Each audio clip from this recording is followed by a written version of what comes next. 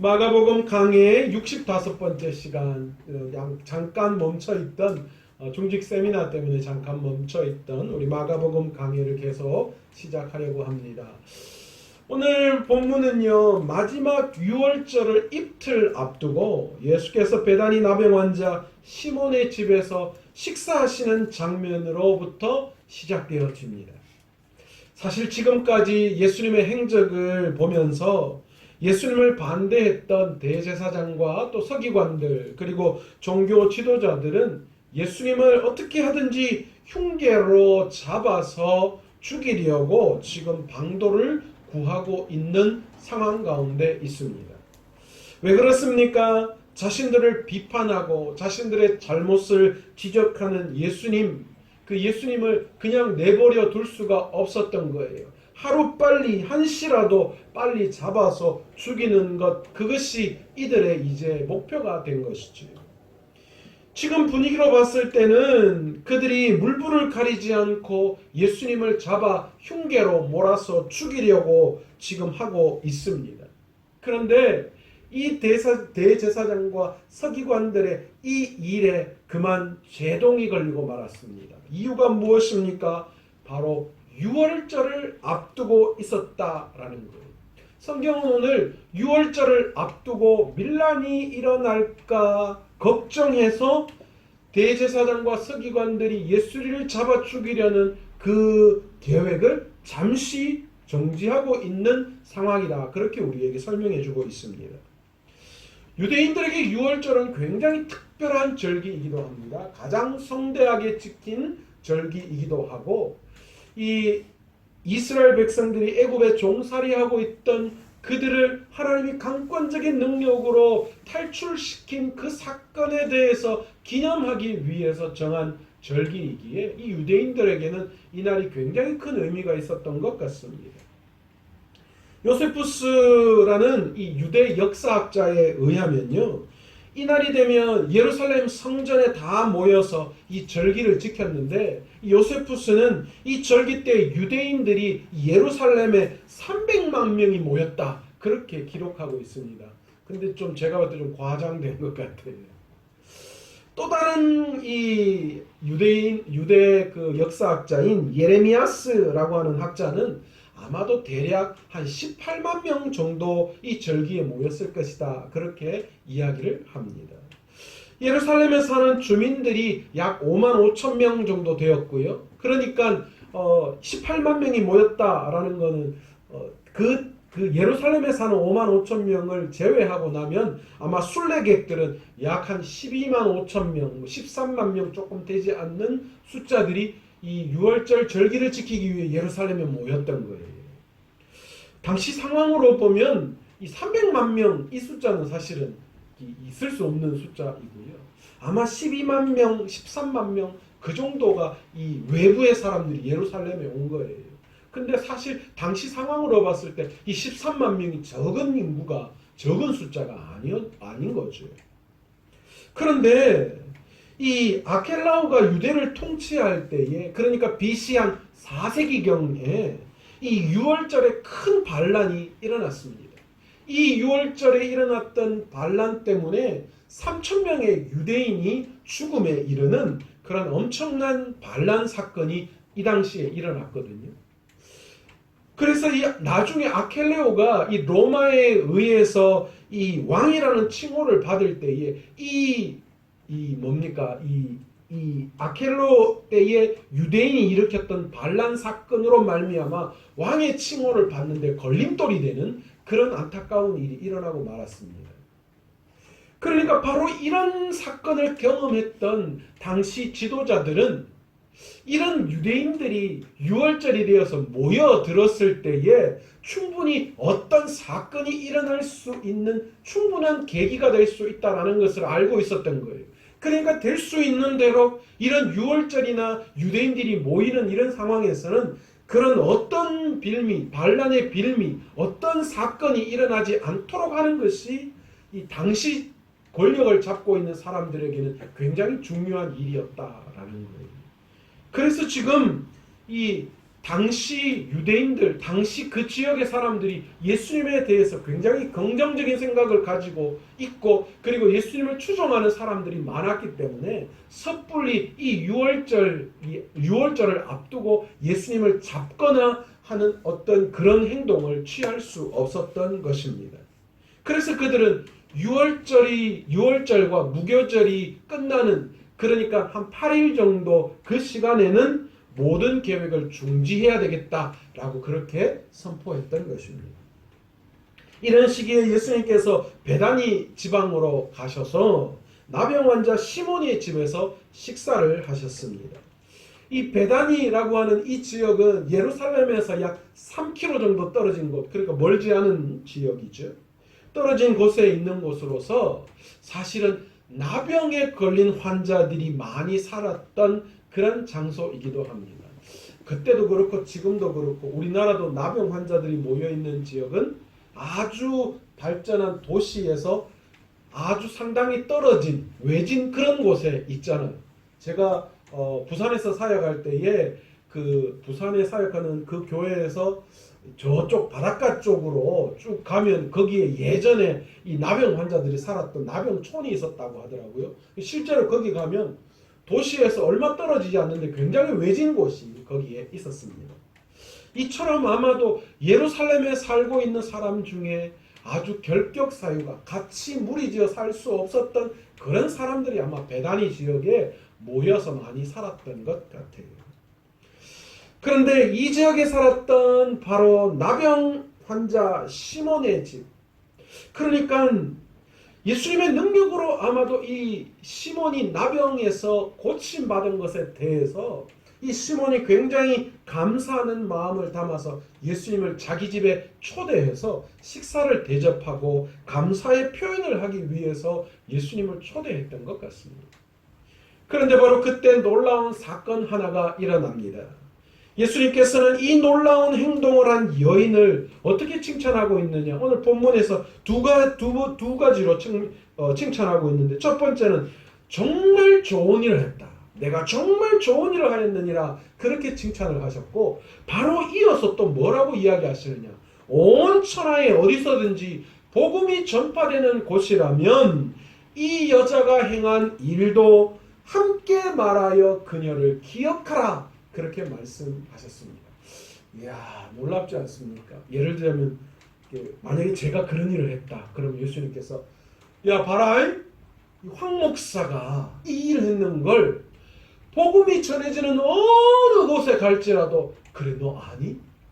너 황범식 목사라는 사람이 있는데 그 목사가 예수님을 위해서 향유옥합을 그렇게 깼단 말이야, 너 그거 기억해야 돼, 그렇게 이야기하라고 말씀하시는 거예요. 얼마나 영광스러운 그런 칭찬입니다. 도대체 그녀가 무슨 행동을 했기에 예수님께서 이렇게 극찬을 하고 계시는 것이며, 또 거기에 대해서 이렇게 기념하고 또 기억하라고 말씀하고 계시는 걸까요? 시몬의 집에서 식사를 하고 계시던 중에 한 여인이 예수님을 찾아왔습니다. 우리는 이 여인이 마리아라고 우리는 이미 알고 있지만 마가복음에서는 그 여인의 이름을 언급하지 않습니다. 그녀가 누구인지 알 수는 없지만 그 여인이 식사 중에 있던 예수님의 머리에 향유 옥합을 깨뜨려 붓습니다. 마가는 그 향유를 순전한 나드 한 옥합이라고 이야기합니다. 그러니까 이걸 다시 이야기하면 굉장히 순결하고 굉장히 순도가 높은 좋은 향유다, 그렇게 이야기하고 있는 겁니다. 이 향유 또는 옥합, 똑같은 말입니다. 이것은 향수의 원료이기도 합니다. 당시 유대인의 이 풍습 중에서는요, 아주 집안에 귀한 손님이 오시면 그 주인이 그 손님의 머리에 향수를 붓는 그런 관습이 유대인의 관습 중에 하나였다라고 합니다. 그러니까 정말 귀한 손님이 오면 그 손님의 머리 위에 향수를 붓는 거예요. 그러니까 그 향수가 값지면 값질수록, 어떻게 보면 좀 많이 부으면 많이 부을수록 그 손님은 뭐한 손님요?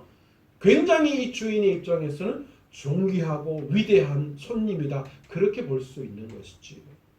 그런데 여러분, 이 예수님께 찾아와서 예수님 머리에 부은 이 향유, 그 여인이 부은 향유가 오늘 마가는 그 가치가 얼마나 되느냐? 300데나리온 이상이다. 그렇게 이야기하고 있습니다. 여러분, 이 300데나리온 이것을 오늘날 가치로 환산하면 약 한 5천만 원 정도에 달하는 그런 아주 고가의 향수였다라는 것을 우리는 볼 수 있습니다.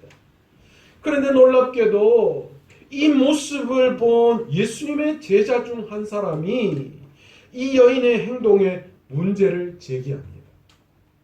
오늘 성경에서는 화를 내었다 그렇게 표현하고 있잖아요. 그러니까 화를 내기 막 성질 낸 거예요. 아니 도대체 이 비싼 거를 뭐 하고 있는 거야? 막 이렇게 한 거예요. 여러분, 이 제자 중에 한 사람이 왜 이런 일을 왜 이렇게 했을까요? 성경은 허비했다 그렇게 표현하고 있어요. 허비했다는 말이 무슨 말입니까? 헛되게 사용했다 그 말이잖아요. 쓰지 않아야 될 곳에 사용했다 그 말이잖아요. 이 제자의 생각으로는 이 비싼 향료를 팔아서 더 가치 있는 일에 쓸 수 있는데 그것을 그냥 그렇게 허비했다라는 그런 뜻이에요. 그 제자 중에 한 사람의 생각으로는 그 향료를 팔아서 가난한 자를 위해서 사용하는 것이 더 가치 있다고 보았던 것입니다. 어찌 보면 그 제자의 말이 일리가 있어 보이기도 하고 때로는 그런 이 식의 주장이 맞는 것 같이 보이기도 합니다. 예수님도 지금까지 뭐라고 가르치셨어요? 고아와 과부와 함께하고 그들을 도우라 말씀했기 때문에 그 말이 맞는 것 같이 보입니다. 그러나 예수님의 반응은 완전히 달랐어요. 한 제자는 이 향유옥합, 그 비싼 향유옥합을 예수님의 머리에 붓는 것을 보고 화를 내고 헛되게 썼다 그렇게 이야기하는 반면에 그 향유옥합을 부음받은 예수님은 그 여인을 칭찬하셨습니다.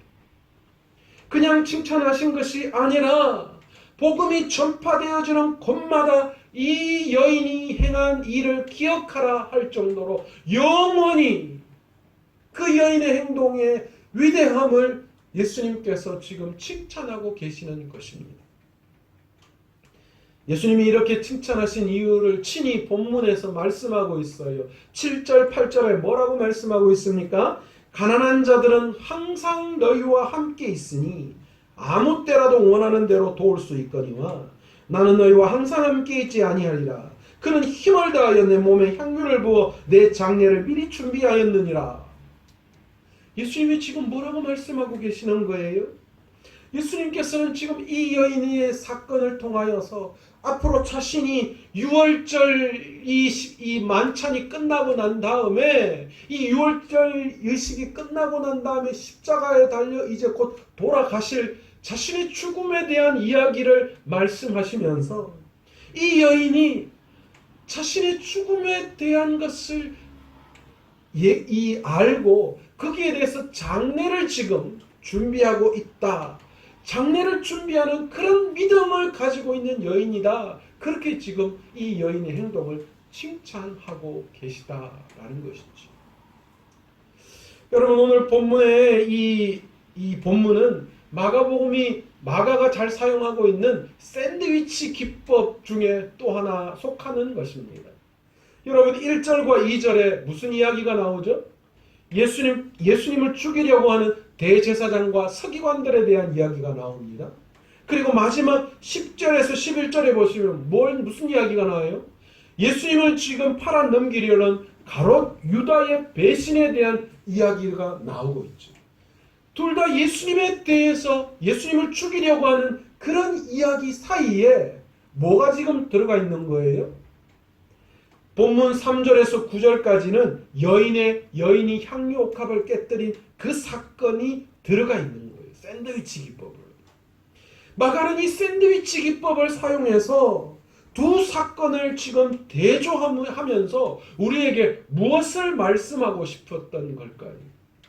첫 번째로 권력과 돈에 눈이 멀어버린 대제사장들과 그리고 가롯 유다의 악한 행동을 우리에게 확실하게 드러내고 싶으셨던 것입니다. 예수님께서는 성전을 회복시키시고 성전에서 장사하는 자들을 내어 쫓으셨습니다. 그런데 이 일이 대제사장과 서기관들에게는 큰 수치를 안겨주는 행동이었고, 더 나아가서는 그들의 소득에 타격을 주는 것이었고, 더 나아가서는 그들의 속내, 그 속내가 무엇인지를 만천하에 고하는 그런 행동이셨습니다. 그래서 대제사장들과 서기관들, 이 종교 지도자들은 이 신앙을 이용해서 장사를 하는 그것에 엄청난 데미지를 입었던 거예요.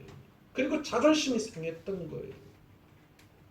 이익을 추구하고 자신들의 욕심과 욕망을 채우는 도구로 지금 뭘 사용했어요? 그들은 그들이 믿고 있는 신앙을 사용하고 있는 것을 우리는 볼 수 있어요.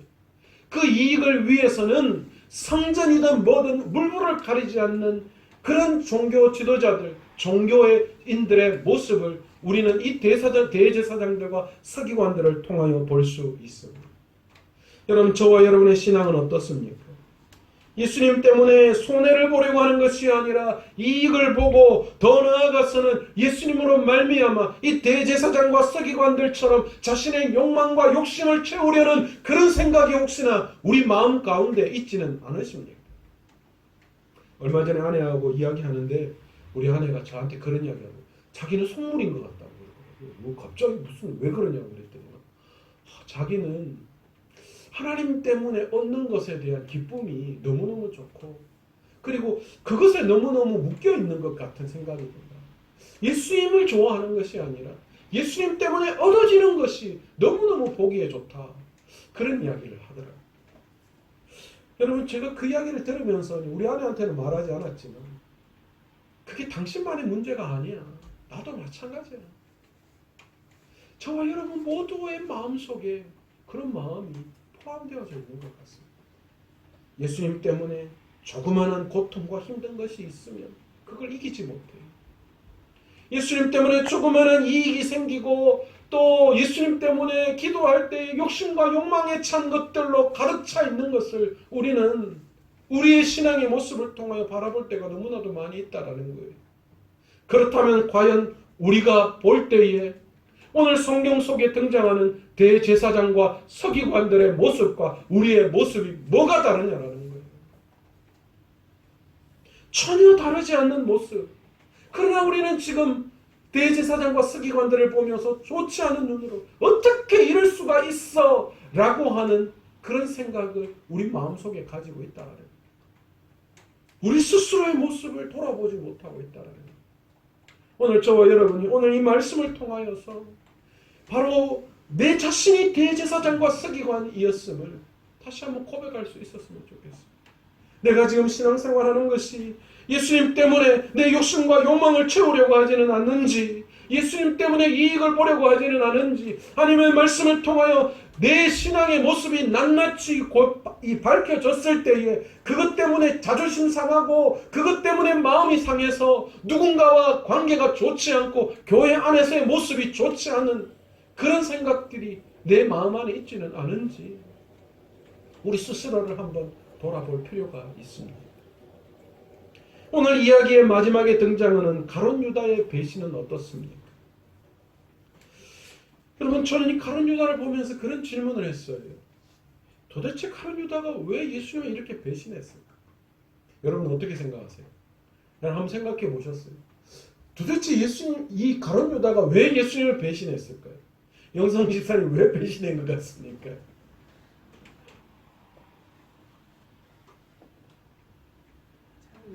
자기의 욕심 때문에 눈이 어두워져가지고. 자기의 욕심을 더 채우기 위해서. 자기 아무래도 괴물생심이라도. 그렇죠. 돈을 관리하다가 보니까. 맞습니다. 그리고 어차피 누군가는 예수님 팔아야 되잖아요. 그게 당첨된 거예요. 이 가룟 유다가 왜 배신한 거에 대한 학자들의 주장이 굉장히 여러 가지인데 집사님 두 가지나 이야기하셨어요. 정확하게 두 가지 다 이야기하셨어요. 여러분, 저는 근데 그게 좀 마음에 들지 않았어요. 그 대답들이. 어떤 학자들은 그렇게 이야기했어요. 아까 집사님이 이야기했던 가룟 유다가 물질의 마음이 빼앗겼다라는 거예요. 가룟 유다가 뭐 하는 사람이에요? 제자들 중에 돈꾀를 맡은 자였다. 그러니까 상당히 그 속에서 셈도 빠르고 지혜롭고 그리고 인정도 받았죠. 뭐 아무나 돈깨 맡깁니까? 안 그렇습니다. 그런데 그러다 보니까 성경에 보니까 유다가 돈에 대한 욕심이 조금씩 생기고 그리고 돈 사고가 아마도 그런 쪽에서 많이 일어났던 것 같아요. 그리고 돈을 보니까 견물생심이 일어났어요. 또 어떤 학자들은 그렇게 이야기해요.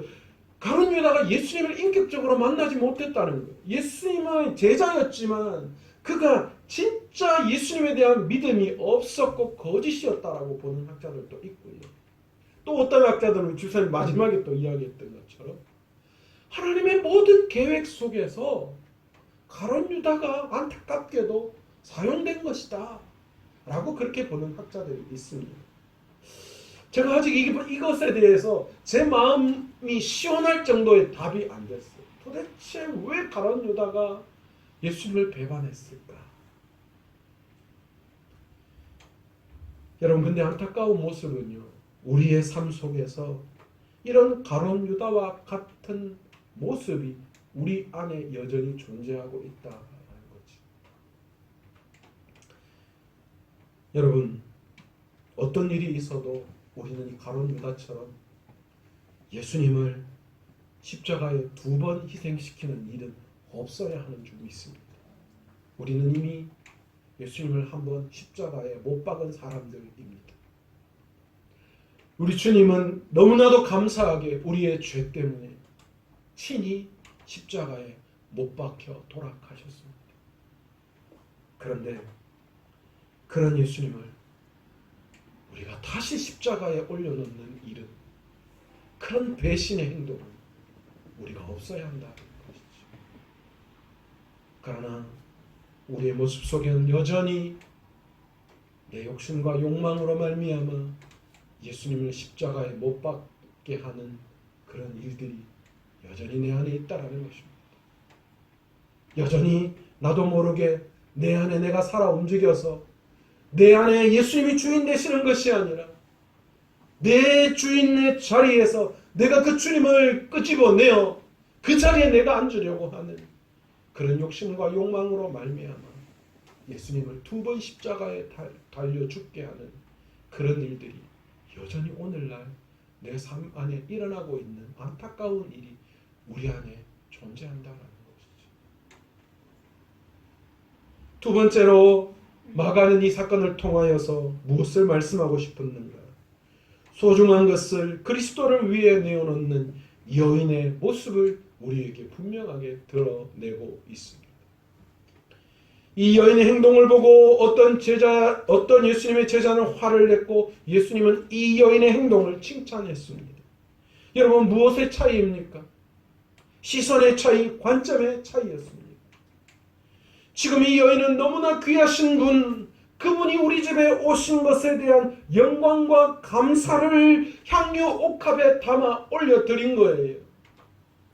그 여인의 마음속에는 세상의 그 어떤 것보다도 존귀하신 분이 예수 그리스도셨기 때문에 300데나리온 아니라 500데나리온, 1000데나리온이라도 들여서 그분이 우리 집에 오신 것을 감사하며 찬양할 수 있는 만큼의 가치가 예수님에게 있었던 것이죠.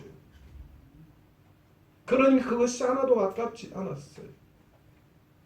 그리고 이 여인의 믿음 안에는 앞으로 일어날 예수님의 죽음에 대한 준비할 수 있는 지혜로운 행동이 이 여인의 마음속에 있었다라는 것입니다. 이 여인은 예수님의 뜻을 정확하게 알고 있었어요. 그래서 가장 소중한 것을, 이제 곧 십자가에 달려 죽으셔서 자신들의 곁을 떠나셔야만 했던 예수님, 그 예수님을 위해서 기꺼이 세상의 최고의 가치를 내어놓을 수 있는 그런 믿음의 행동을 지금 이 시몬의 집에 찾아온 그 여인, 그 예수님에게 그 여인이 지금 돌려드리고 있다라는 것입니다. 진짜 우리가 주님을 사랑하고 주님의 뜻을 깨닫고 있다면 우리가 가장 소중히 여기는 그 어떤 것도 주님을 위해서 내어놓을 수 있는 것이 우리가 진정한 믿음이라고 이야기할 수 있지 않을까요? 여러분, 그것이 진정한 제자의 삶 아닐까요? 여러분, 저는 아브라함이 독자인 이삭을 제단에 바칠 때에 그때의 마음을 늘 기억합니다. 여러분, 어떻게 자식을 하나님 앞에 바칠 수 있겠습니까? 그러나 그것 또한 믿음이었죠. 아브라함의 믿음은 뭐가 있었습니까? 하나님은 이방 신들과 같이 자식을 받으시는 분이 아니시라 분명히 다른 재물을 준비해 놓고 계실 것이다라는 믿음이 아브라함에게 있었던 거예요. 여러분, 우리의 믿음도 마찬가지 아니겠습니까? 내가 내어놓지 못할, 내가 움켜잡고 있는 그 어떤 것, 그러나 내가 주님 앞에 그것을 내어놓을 때에 주님은 더 좋은 것으로, 아니 더 위대한 것으로 하나님은 그것에 대해서 갚으시고 해결해 주실 것이라는 믿음이 과연 저와 여러분에게 있느냐는 거죠. 내가 아끼고 소중한 그거, 내려놓으면 안 될 것 같고 포기하면 세상 끝날 것 같은 그거, 여러분, 그거 잡고 부들부들 떨어봐야 여러분 아무런 의미가 없어요. 우리 지난 시간 설교 끝나고 찬양했던 그 찬양 여러분 기억하십니까? 우리는 물이 가르게 해달라고, 그래서 물이 갈라져서 육지를 걷게 해달라고 기도하지만, 그러나 하나님의 방법은 물 위를 걷게 하신다는 것이죠. 내가 내어놓지 못한 그 어떤 것, 그거 없으면 내가 정말 죽을 것 같고 정말 세상이 뒤집어질 것 같지만, 그러나 우리가 진짜 주님을 사랑한다면, 우리가 진짜 주님의 제자이고 진짜 주님에게 헌신한다면 그것마저도 내려놓을 수 있는 믿음, 그거 내려놓을 때 하나님이 역사해 주실 것이다라는 그 믿음, 그것이 우리 안에 있어야 되지 않겠습니까? 여러분, 오늘 이 여인은 그 믿음이 있었어요. 전 재산을 다 갖다 바쳐 샀던 그 향유, 전혀 주님 앞에 드릴 때 아깝지 않았어요. 주님이 그 다음은 해결해 주실 것이고, 아니 그 다음을 해결해 주시지 않는다 하더라도 그에게는 세상의 그 어떤 것보다도 주님이 소중한 것이고, 주님이 그 집에 오신 것, 주님이 내 삶에 오신 것이 너무나도 소중했기에 아깝지 않고 내어드릴 수 있는 그런 마음이 그에게 있었던 것입니다. 유대 종교 지도자들이나 가룟 유다는 하나님 나라에 속한 사람이 아니었습니다. 그들은 세상 기득권이나 욕망에 충실하고 예수님의 가르침과는 한참 벗어난 사람들이었습니다. 이에 반해서 향유 옥합을 깨뜨린 여인은 주님의 방문에 감사하며 앞으로 일어날 예수님의 십자가 죽으심을 위해서 예수님의 장례를 준비한 지혜로운 여인이었습니다. 우리는 오늘 이 말씀 속에서 무엇을 배워야 할까요? 내 안에 있는 대제사장과 서기관들과 같은 마음, 내 안에 있는 가룟 유다와 같은 그 마음, 여러분 그 마음을 오늘 이 시간 버리시기를 원합니다. 그리고 향유 옥합을 깨뜨린 가장 귀한 것을 주님 앞에 드릴 때에 여인을 나무랐던 가룟 유다는 대제사장들에게 예수님을 팔아 넘겼던 그것을 써보지도 못하고 죽어버린 그런 안타까운 일이 그에게 있었지만, 그러나 자신의 모든 것을 들여 헌신했던 그 여인은 복음이 전해지는 곳곳마다 그 여인이 행한 일을 기억하게 되는 놀라운 은혜로운 삶이 그에게 주어졌던 것입니다. 주님께 드리는 것이 허비하는 것처럼 느껴질지라도 여러분 사실은 그렇지 않아요. 절대 하나님 앞에 드리는 건 내 삶을 허비하고 내 물질을 허비하는 것이 아님을 깨닫는 저와 여러분 되시기를 원합니다. 여러분, 우리가 너무나 잘 알고 있는 짐 엘리엇 선교사님 아시잖아요. 에콰도르 선교사님. 저는 이 창끝이라는 영화에도 나왔지만 그 영화를 보고 책을 읽고 그의 삶을 돌아보면서 가장 제 마음속에 남는 문장 한 가지가 있습니다. 영원한 것을 위해서 영원하지 않는 것을 희생하는 것은 결코 어리석은 것이 아니랍니다. 여러분, 결코 영원하지 않는 이 세상의 것을 영원한 하나님을 위해서 희생하는 것, 여러분, 그것은 어리석은 것이 아닙니다. 저와 여러분이 일평생 오늘 이 옥합을 깨뜨린 여인의 삶의 방식과 지혜를 배울 수 있기를 원합니다. 내 삶에 가장 가치 있는 것을 주님께 드릴 수 있는 헌신의 사람, 그 사람이 진정한 제자인 줄 믿고 오늘 저와 여러분이 바로 이 세상의 그런 제자, 그런 일꾼 다 되시기를 간절히 축원합니다.